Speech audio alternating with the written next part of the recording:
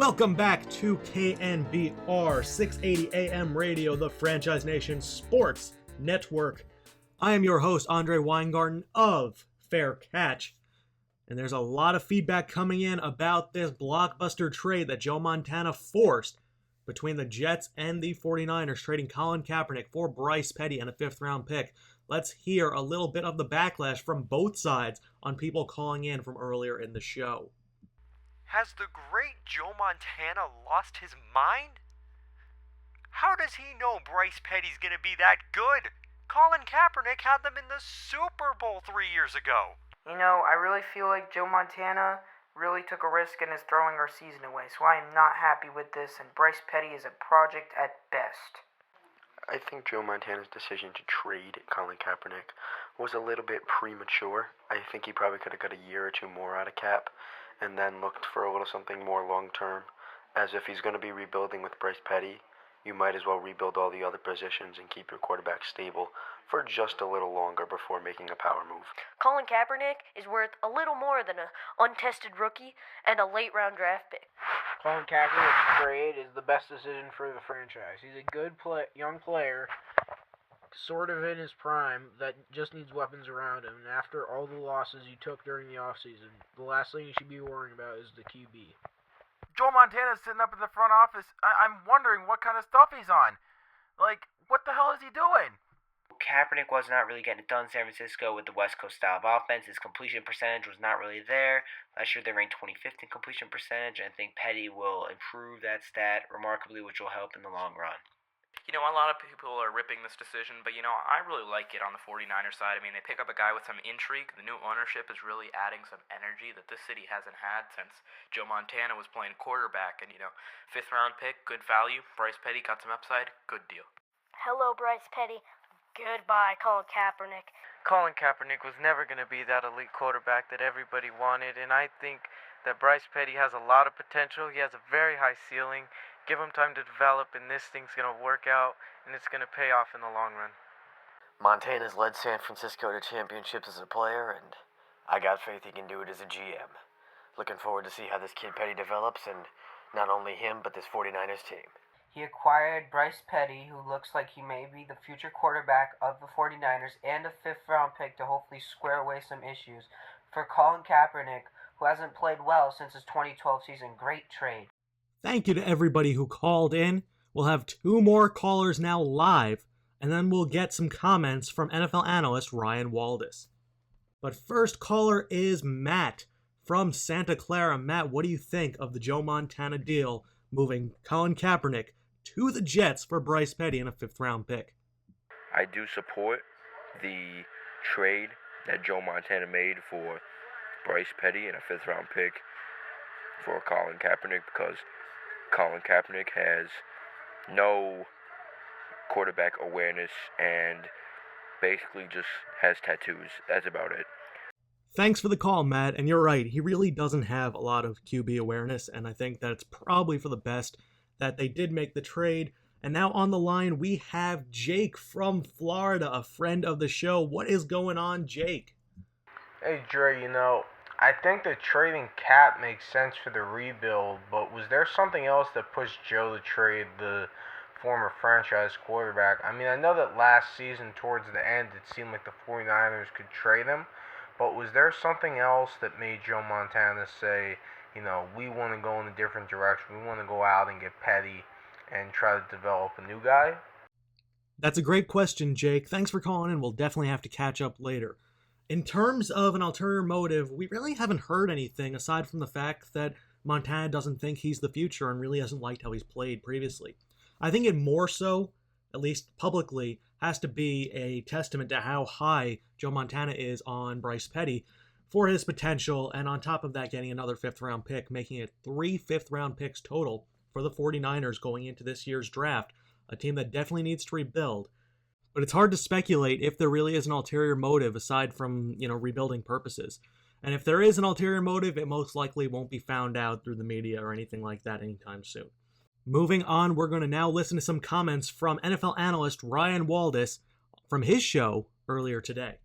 I like Montana's decision. San Fran wasn't the place for Cap, especially at this point in time, and Montana recognized this, and now the Niners have an opportunity to develop a young QB in Petty who has all the qualities you look for in a QB of the future: size, arm strength, leadership skills, and intangibles, while the Jets have potentially found a franchise quarterback, something they haven't had since Namath. It's definitely a win-win for both sides. That's a great take from Ryan, as a lot of people are forgetting that there are two sides to this trade. I know we are a Bay Area radio station, but we have not heard a lot, even in the mainstream media, of people talking about it being a good trade for the Jets. They're just kind of saying that's a bad trade for the Niners.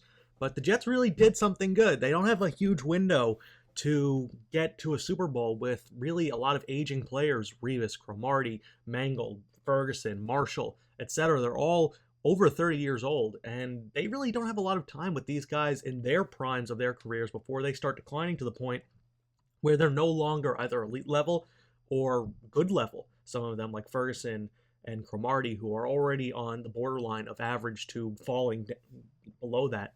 So I think it's actually a pretty good move for the Jets to get Colin Kaepernick, give them an opportunity at a Super Bowl run for a couple of years before they actually have to start rebuilding their roster, because they have a huge gap of talent. They have a few young guys who are good, but most of their talent comes from older players.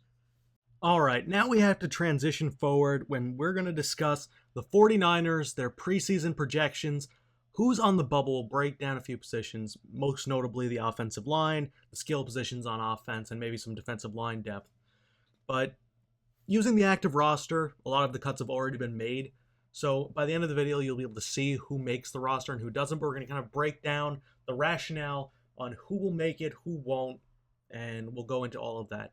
So let's get right into it. Coming into the preseason, the 49ers are carrying 3 quarterbacks, 4 running backs, 11 offensive linemen, and somewhere in the ballpark of 6 defensive ends and 3 defensive tackles. So 9 defensive linemen in a 3-4, along with 11 offensive linemen, and that number is going to be cut down on both ends most likely. They don't have too much depth. I believe there's 6 corners, 4 safeties, things of that nature, and decent depth at linebacker. So the real cuts are going to come on offense, and I think the first few people that you have to look at are Mike Davis, if he can't perform as a running back, because they already have Reggie Bush, Jared Hayne, and Carlos Hyde. And then you have someone along the lines of Terrell Pryor, who signed a contract earlier in the preseason trying to make a name for himself, converting from quarterback to wide receiver, the former Ohio State star. I really don't think that Pryor's going to end up making the roster unless he has an incredible preseason. You know, it's one of those things that if he's not running crisp routes, if he's not making catches over the middle in traffic, it's going to be hard to beat out other guys like Quentin Patton, who's already a lock for the roster, Bruce Ellington, DeAndrew White, who's one of the draft picks from this year. It's going to be difficult for him to beat that out, and Ellington is on the bubble as well. He might not even make the roster. With Jerome Simpson being out for 6 weeks as well due to a suspension, and they already cut Darnell Dockett earlier in the preseason, showing, or the offseason, showing that they are looking towards becoming younger and maybe even possibly be rebuilding. It might not be out of the question that Jerome Simpson does get cut to make room for Quentin Patton among the other players to kind of see what they're capable of in terms of future performance instead of trying to do anything to win this year. And I think that would be the only real reason to keep Simpson around when he is going to miss, of course, the first 6 games. Looking at the offensive line, having, I think, 5 guards, 3 centers, I think you can definitely cut out one of those centers. I think Nick Easton, rookie out of Harvard, I believe undrafted rookie out of Harvard, is one of those guys that you can kind of move on from. And then you have someone along the lines of Tanner Hawkinson, who most likely would be the 5th offensive guard on the active roster in terms of the depth chart. So I don't think he'll be making it either.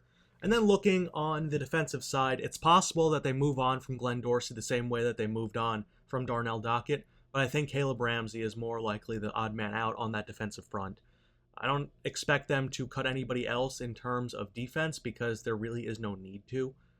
There's a lot of players on there who are young, who can showcase their talents, be situational players.